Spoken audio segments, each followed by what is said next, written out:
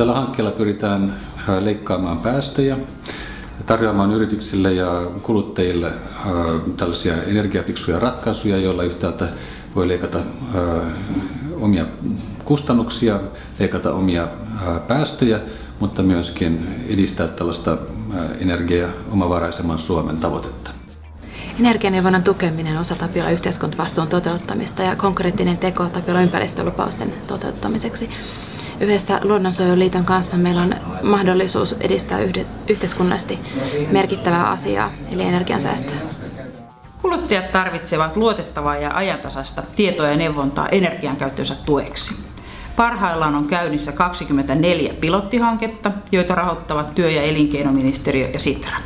Samaan aikaan rakennetaan pysyvää, kuluttajille suunnattua energianeuvontajärjestelmää Suomeen. Saneerauksen yhteydessä huomioidut fiksut energiaratkaisut pienentävät asumiskustannuksia ja se tarkoittaa nopeampaa lainasta eroon pääsemistä. Ympäristöystävällisyys on itseisarvo rakennukselle. Energiafiksujen rakennusten kysyntä kasvaa. Energiaa säästävissä taloissa on kovillakin pakkasilla vain pieniä pintalämpötilaeroja. Tämä luo viihtyvyyttä. Säästöjä voidaan saavuttaa jopa hyvin vähäisillä kustannuksilla, esimerkiksi hyödyntämällä automatiikkaa ja huolehtimalla tiivisteiden kunnosta. Oikein tehdyt toimenpiteet maksavat itsensä takaisin, toisin kuin esimerkiksi laajakuvatelevision hankkiminen. Asutpa sitten kaukolämmöllä, sähköllä tai öljyllä lämmitetyssä talossa, energian hinta on vahvassa nousussa. Tähän kannattaa varautua, koska energiatehokkaassa talossa ei haittaa, kun energian hinta nousee. Energiatehoton asuminen on vanhanaikaista ja rakennuksesta tulee kallis ylläpitää.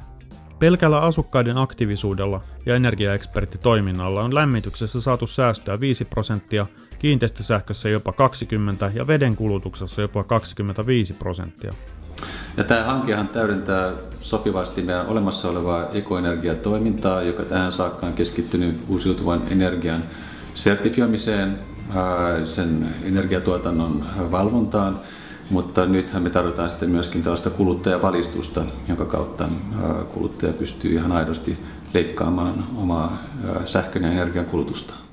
Hankkeessa toteutetaan energiakartoitukset, lämpökamerakuvaus ja reaaliaikainen kulutuksen seuranta 10 pilottikohteeseen eri puolilla Suomea.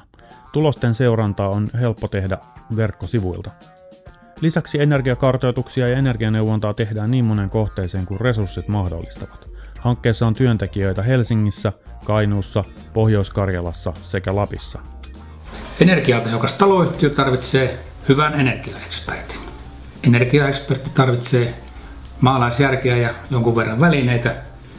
Ja me on jaettu tämmöistä energiaeksperttisalkkua meidän energiaeksperteille, jossa on näitä välineitä. Lämpömittari, jolla huoneiston lämpömittaus sujuu vaivatta. Ja sitten muun muassa tämmöinen veden virtausmittari, jolla päästään katsomaan, onko veden paineet kunnossa ja kalusteiden virtaukset kohdallaan. Energiatehokas asuminen ja rakentaminen ei onneksi ole rakettitiedettä.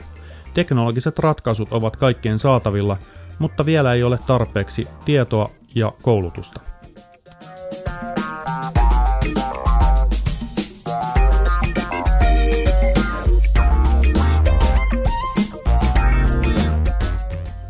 Ilmoittaudu hankkeeseen osoitteessa www.negavatti.fi.